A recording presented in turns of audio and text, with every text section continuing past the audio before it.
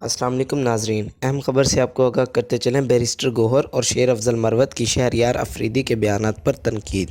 Rawalpindi P T I رہنما شیر افضل مروت اور بیرسٹر گوہر نے شہریار افریدی کے بیانات کی تنقید کر دی ہے۔ راولپنڈی میں اڈیالہ جیل کے باہر میڈیا سے گفتگو میں شیر افضل مروت نے کہا کہ شہریار افریدی نے سینٹ امیدوار کے لیے جو آواز اٹھائی، اس کی بھرپور تائید کرتا ہوں۔